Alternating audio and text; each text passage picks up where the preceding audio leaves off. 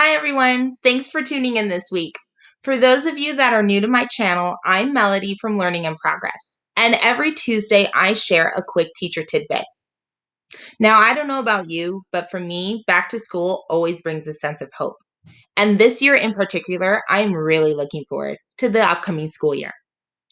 Over the summer, what I'm going to do every Tuesday is share an idea or a tip on how we can prepare to help make this back to school season stress-free and manageable. Today, what I'm going to be focusing on is Google Classroom.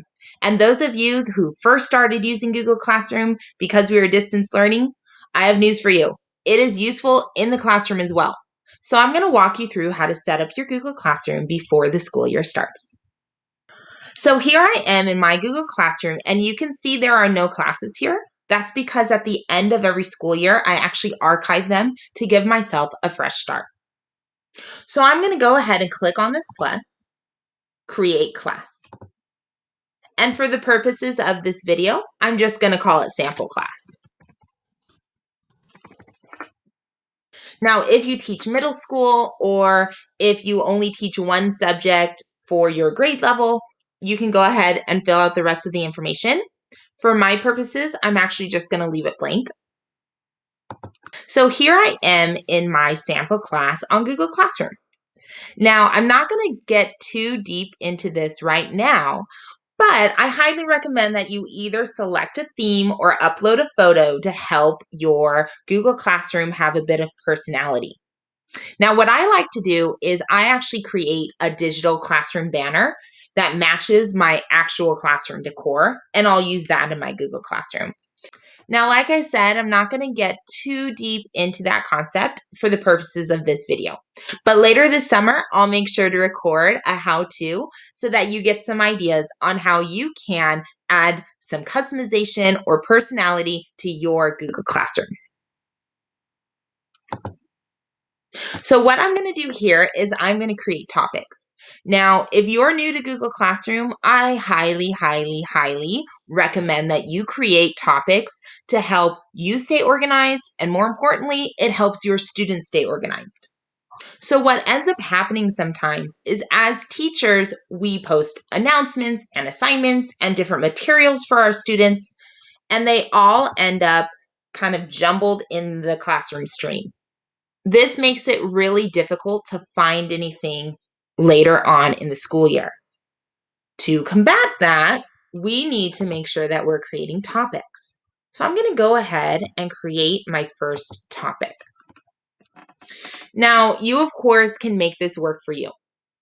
I've seen teachers that create topics based on the type of material.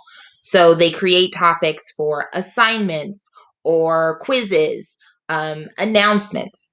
For me, I like to create the topics based on subject. So I'm going to set up my classroom in that way. Language arts,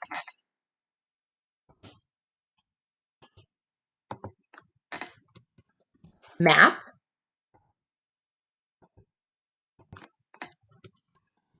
science,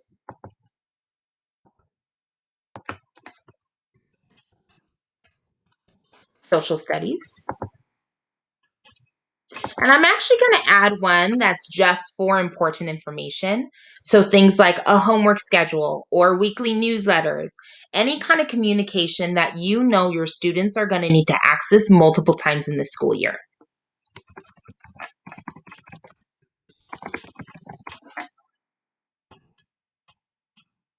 So now what I'm going to do, now that I have my main topics, I'm going to go ahead and just click and drag to change the order.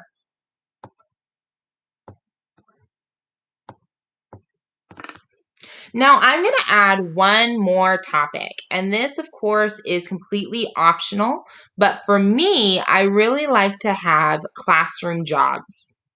So I'm going to add another topic where you can post different materials and things that various classroom jobs are going to need throughout the year.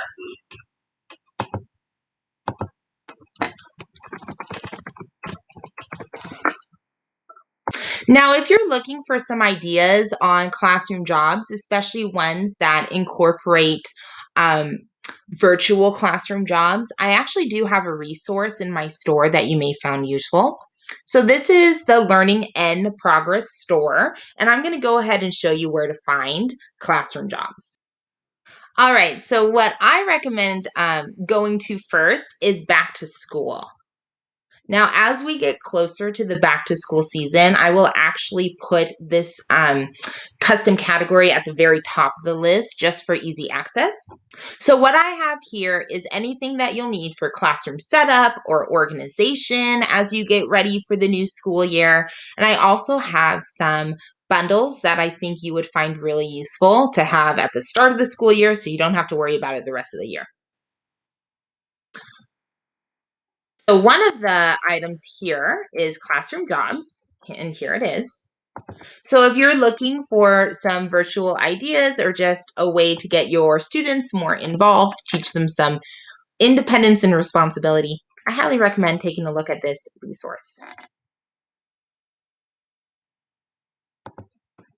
All right, so I want to leave you with one last teacher tidbit, just a little add on here.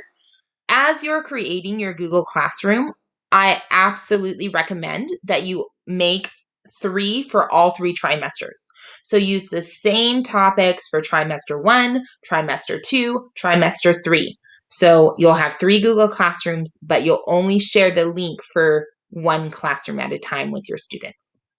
Now, similarly, if you are on the quarter system, make 4 Google Classrooms. I find this really helpful so that it's not so time consuming once report cards are done, because every teacher knows how tiring report cards can be. So once those report cards are in and you're ready for the next trimester, I find it really helpful to have that classroom already ready for you. All right, thanks for tuning in. Like I said, I will go ahead and link that video for you that's specifically on how to personalize or customize your Google Classroom. Hope you find Google Classroom as helpful as I have, and I hope to see you next time on Teacher Tidbits.